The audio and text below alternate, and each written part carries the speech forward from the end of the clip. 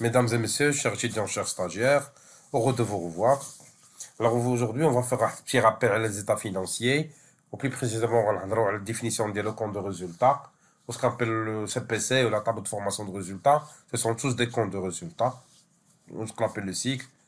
Voilà, on va voir les types de résultats. Bien sûr, c'est pas les termes. On va pas utiliser les termes marocains à 100%, mais on va utiliser un terme lié international afin que vous puissiez, à n'importe quelle catégorie, les étudiants, soit au Maroc, soit à l'étranger, peuvent assimiler les choses avec un exercice simple d'application. Et après, la deuxième vidéo, on va travailler un exercice qui est plutôt plus avancé sur ce genre de résultats. Alors, on va commencer. Donc, là, les états financiers, quel est le bilan, quel est le CPC, quel est ce qu'on appelle le compte de résultat, le balance, ce qu'on appelle la balance, les comptabilités étrangères. Donc, notion et calcul. Alors, on va commencer. C'est quoi le compte de résultat? Le compte de résultat, généralement, c'est un document qui se fasse à la fin, qui couvre la période donnée, généralement une année. Il se réalise à la fin de l'année, qu'il décrit généralement les recettes et les dépenses de l'entreprise. En fin de compte, elles vont donner une idée sur ce qu'elle a gagné ou ce qu'elle a perdu. Donc, là, il nous donne une idée générale sur le résultat de l'entreprise ou l'activité de l'entreprise pendant une période donnée, généralement une année. Donc là, il détaille les revenus d'ILH, ce qu'on appelle les produits d'une manière générale, ce qu'on appelle les revenus, les recettes, ce qu'elle a gagné, et les dépenses, ce qu'on appelle les charges qu'elle a dépensées. Donc, les différents calculs, les différents résultats, ils se répartissent de l'exploitation ou bien de l'entreprise d'une manière générale, ils se répartissent en 4 niveaux. Généralement, 4 niveaux ou 3. Alors, on va essayer de les détailler un peu. On va commencer avec la marge brute. Donc la marge brute, c'est quoi? Elle mesure combien l'entreprise a gagné à pouvoir payer le coût de l'activité d'elle. Parce que normalement, c'est qu'on a des coûts variables. Achat de matières premières, le gasoil, je ne sais pas, l'énergie. En principe, c'est ce que la marge brute, c'est ce que j'ai vendu, moi ce que j'ai dépensé, l'activité, les pure activité. Ce qu'on appelle les charges variables.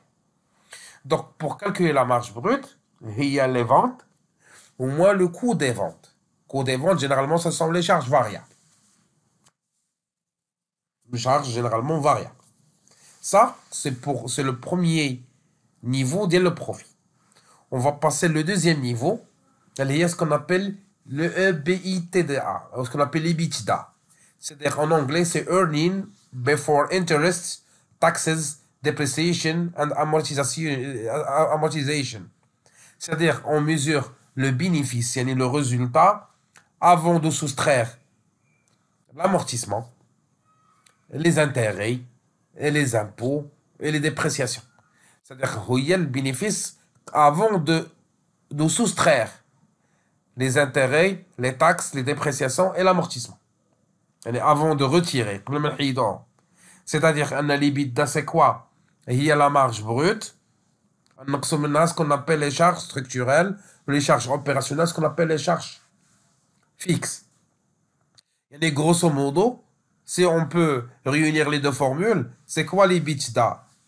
Il y a les ventes, moins les charges fixes, moins les charges variables. Ou bien, l'EBITDA, il y a la marge brute, moins les charges opérationnelles, il y a les charges fixes. Mais ce avec lequel on va travailler beaucoup, il y a l'EBITDA est égal quoi? Moins les ventes, moins les coûts de vente, moins les charges opérationnelles, moins les charges variables, moins les charges fixes.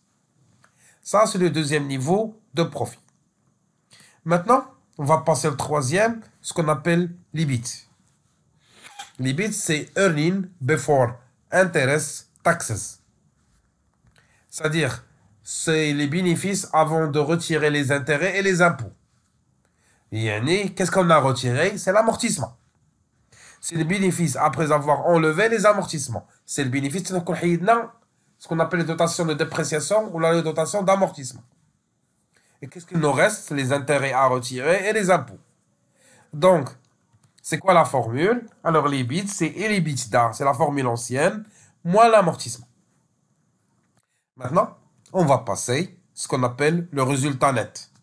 Il représente, c'est le résultat final. Alors, on a enlevé le charge qui reste, les intérêts et les taxes. Donc là, c'est quoi le résultat net? Il y a les EBIT, la dernière, moins les charges financières, les intérêts, moins les impôts. Ça, c'est le résultat net. Alors, pour bien cerner les choses, on va travailler à l'exercice d'application sur lequel, simple, sur lequel on va essayer de se familiariser sur les formules afin qu'on puisse avancer avec eux l'exercice suivant. Alors, on va commencer avec les ventes à 500 000 euros. Pardon. Les coûts de vente, les charges variables de 100 000 euros. Les charges opérationnelles, les salaires, le loyer, ou ce qu'on appelle les charges fixes, 150 000 euros. Les amortissements, on a 30 000 euros, pardon. Les charges financières, les intérêts sur emprunt, c'est-à-dire les intérêts, on a 10 000 euros. Et à la fin, l'impôt est égal à 15 000 euros. Comme travail à faire, il faut calculer ce qu'on appelle le résultat final de cette entreprise. Donc, on va passer. Donc, pour calculer le résultat final, on a les données de côté. On va commencer avec la marge brute. Il y a les ventes moins les coûts de vente. Il y a ce qui est égal à 500 000 moins 200 000, ce qui est égal à 300 000 euros. Ça, c'est la marge brute. Maintenant, on va passer à l'EBITDA. L'EBITDA est égal à la marge brute moins les charges opérationnelles, ce qu'on appelle les charges fixes. C'est-à-dire 300 000, on va soustraire 150 000, ce qui est égal à 150 000 euros. Puis, on va passer à l'EBIT, c'est-à-dire l'EBITDA moins l'amortissement. L'EBITDA est égal à 150 000, moins l'amortissement est égal à 30 000, ce qui est égal à 120 000 euros. Puis, on va passer au résultat net est égal, c'est l'EBIT moins les charges financières moins l'impôt. Déjà, on a l'EBITDA, l'EBIT, il y a c'est 120 000, moins 10 000 des charges financières, moins les intérêts, moins 15 000 des impôts. Ce qui va me donner un résultat final de 95 000 euros. J'espère que vous avez bien assimilé les choses, parce que l'exercice suivant va être un niveau un peu avancé sur la chose, sur lequel il faut faire toujours attention avec les termes. Passez une excellente soirée, à la prochaine. Salam alaikum.